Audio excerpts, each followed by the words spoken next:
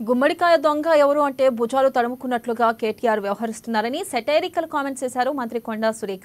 ఏదైనా మాట్లాడేటప్పుడు ఆధారాలు చూపించి మాట్లాడితే మంచిది అంటూ ఘాటు విమర్శలు చేశారు. కేటీఆర్ గతంలో అమెరికా పర్యటనకు ఎందుకు వెళ్లారని ప్రశ్నించారు. బీఆర్ఎస్ అధికారంలో ఉన్నప్పుడు అడ్డగోలుగా దోచుకుందని ఆరోపించారు. పెట్టుబడులు రావాలి, తెలంగాణ రాష్ట్రం బాగుపడాలి అని సీఎం రేవంత్ రెడ్డి విదేశీ పర్యటనకు వెళ్లారన్నారు. కానీ బీఆర్ఎస్ నేతలు సీఎం రేవంత్ పై ఆరోపణలు చేస్తున్నారని మండిపడ్డారు. గతంలో కేటీఆర్ షాడో సీఎంగా పనిచేయలేదా అని ప్రశ్నించారు. ఇక అసత్యాలు ప్రచారం చేస్తే ఊరుకునేది లేదని మంత్రి కొండా సురేఖ హెచ్చరించారు.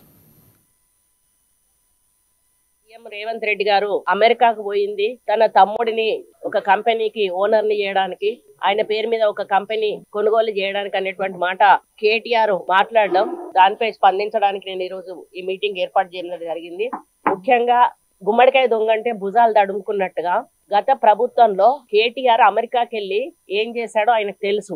ఎక్కడెక్కడ పెట్టుబడులు పెట్టాడో, ఏ కంపెనీలలో ఆయనకు లావాదేవీలు ఉన్నాయో, వెళ్ళినప్పుడల్లా ఏం ఒప్పందాలు జరిగినాయో అవన్నీ ఆయనకు తెలుసు. కాబట్టి ఈ రోజు మన ప్రభుత్వం తెలంగాణ ప్రజలందరూ కూడా టిఆర్ఎస్ గవర్నమెంట్ అడ్డదిడ్డంగా నడి రోడ్డు మీద ప్రజల సొమ్మును పందికొక్కులాగా తిని తెగబలిసి కొట్టుకుంటా ఉంటే మీరు గద్దె మీద ఉండొద్దు అని చెప్పి గద్దెను దింపి ఈరోజు తెలంగాణ ఇచ్చిన కాంగ్రెస్ పార్టీని గెలిపించి అధికారంలోకి తీసుకొస్తే ప్రజలకు సేవ చేద్దామంటే ఒక్క ఖజానాలో కూడా ఒక్క రూపాయి లేకుండా చేసి అన్ని దీవాలా తీసి ప్రజలకు కనీస వాళ్ళకి ఇవ్వాల్సిన అభివృద్ధి గాని సంక్షేమం గాని ఇచ్చేటువంటి పరిస్థితుల్లో ప్రభుత్వం లేకుండా చేసి ఈ రోజు పెట్టుబడులు రావాలి, ఇక్కడ రెవెన్యూ పెరగాలి, మన ఆర్థిక పరిస్థితి బాగుపడాలి అని చెప్పి రేవంత్ రెడ్డి గారు అహర్నిశలు కృషి చేస్తూ ఈ రోజు పెట్టుబడుల కోసం అమెరికాకి వెళ్తే ఆయన తమ్ముడిని బద్నాం చేస్తూ మాట్లాడడం అనేది చాలా హాస్యాస్పదంగా ఉంది.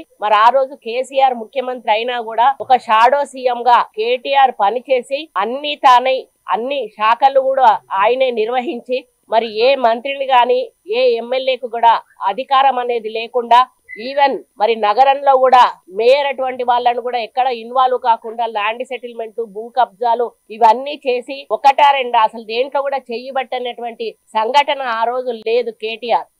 ఆయన మేము గెలిచిన మర్నాటి నుంచే మా మీద బురద తల్లి పెట్టే ప్రయత్నం చేస్తా ఉన్నాడు. నాకు అర్థం కావట్లేదు, కనీసం కాంగ్రెస్ పార్టీకి ఊపిరి తీసుకునే సమయం కూడా ఇవ్వడం లేదు. ఆర్థిక పరిస్థితి బాగోలేదు, ఏ విధంగా అందరం కలిసి ఆర్థిక పరిస్థితి సరిగా తీసుకుందాం అనేటువంటి సహకారం ప్రతిపక్షాలు అందించాల్సింది పోయి కేసీఆర్ ఏమో అసెంబ్లీలోకే రాడు, కేటీఆర్ ఏమో ఇటువంటి ప్రెస్ మీట్లు పెట్టి అడ్డగోలు మాటలు